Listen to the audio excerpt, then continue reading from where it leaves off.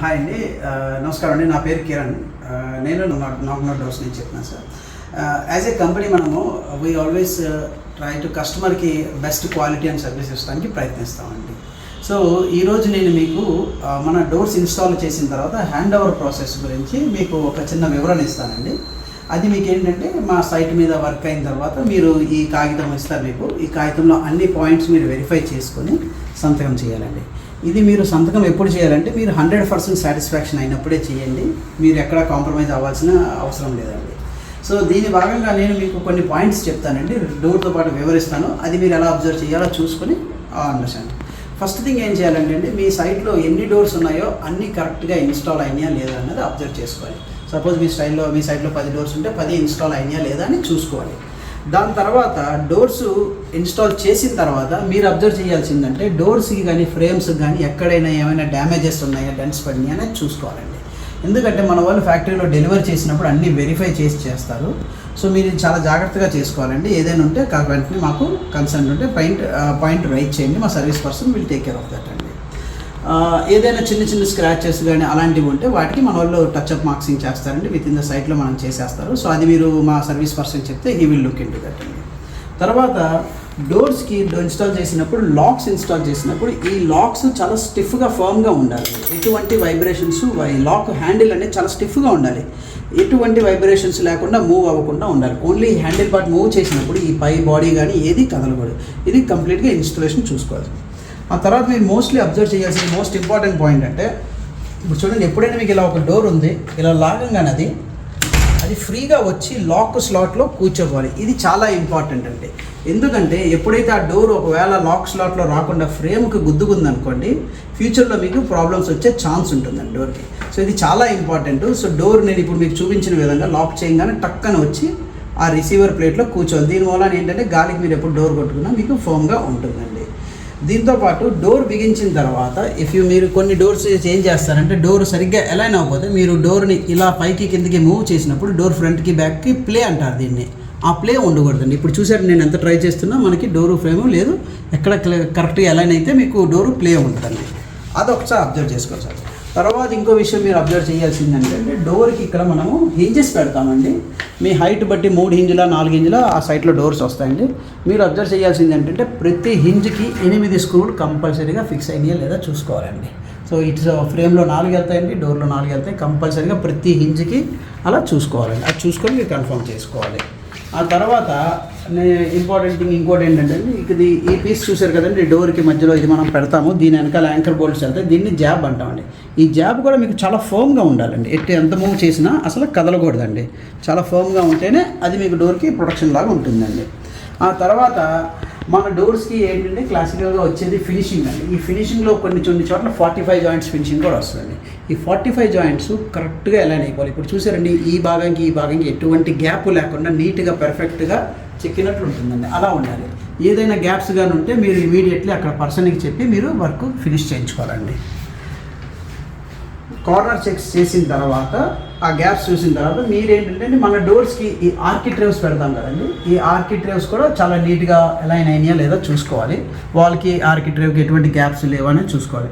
మీ door మీ wall బట్టి మన వాళ్ళు ప్రొడక్షన్ తీసుకున్నప్పుడు బోత్ సైడ్స్ ఇలాంటి ఆర్కిట్రేవ్ అయినా ఇవ్వచ్చు, లేకపోతే వెనకాల సైడ్ డోర్కి మీకు చిన్నది ఫ్లాట్ ఆర్కిట్రేవ్ లాంటిది ఇస్తారండి. ఫ్లాట్ ఆర్కిట్రేవ్ అంటే వాల్ పెద్దగా ఉంటే సన్ ఆర్కిట్రేవ్ వస్తుందండి. ఈ సన్ ఆర్కిట్రేవ్ కూడా మీకు కంప్లీట్గా 45 జాయింట్స్తో అలైన్ అయిపోయి ఉండాలి. ఇది మస్ట్ అండ్ షుడ్గా మీరు చూసుకోవాలండి.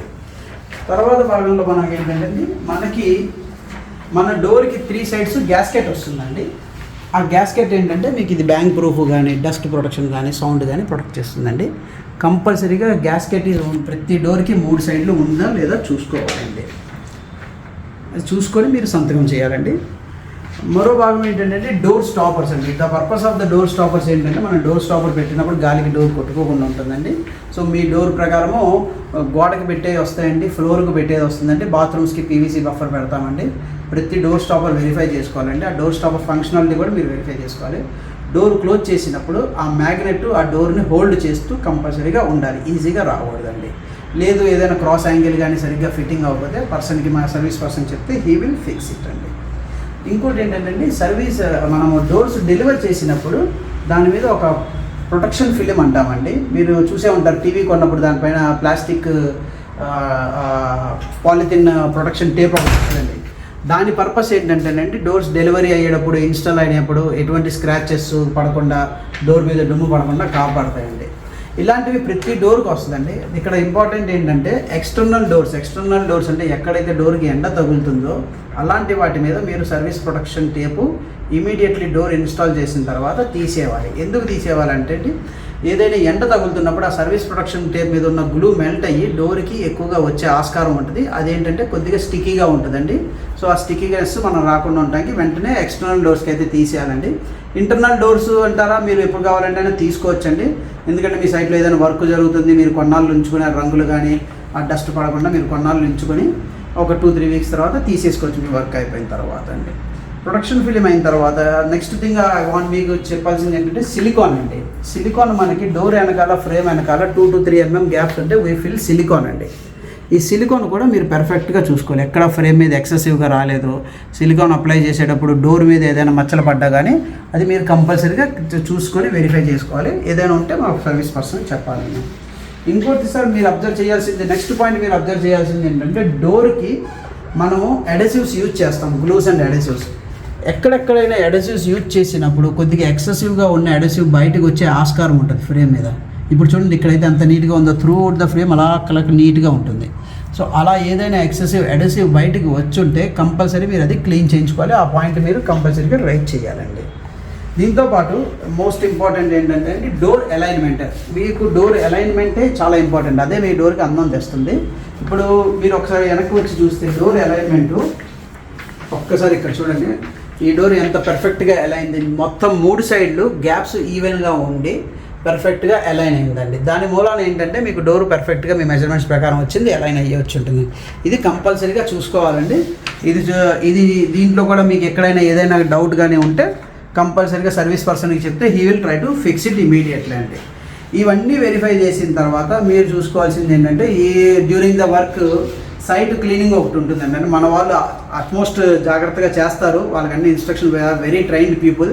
బట్ అప్పుడప్పుడు ఫోమ్ కానీ గ్లూ కానీ ఏదో ఫ్లోర్ మీద పడే ఆస్కారం ఉంటుంది. అలాంటిది ఏదైనా ఉంటే వాళ్ళకి చెప్తే ఇమీడియట్గా వాళ్ళు క్లీన్ చేస్తారండి. ఇదే కాకుండా ఇది చూసి అన్నీ వెరిఫై చేసుకున్న తర్వాత మీరు 100% సాటిస్ఫైన్ అయితే మాత్రము ఈ ఫామ్ని సైన్ చేసి మా సర్వీస్ పర్సన్కి ఇస్తే దే విల్ బి హ్యాపీ. మీకు ఎటువంటి డౌట్స్ ఉన్నా, మీకు ఎటువంటి క్లారిటీ లేకపోయినా, ఎనీ క్వశ్చన్స్ ఉన్నా ఆ పాయింట్ దగ్గర సైన్ చేయమాకండి. మీరు మా సర్వీస్ టీమ్ కానీ కాంటాక్ట్ చేస్తే they will be able to help you అండి.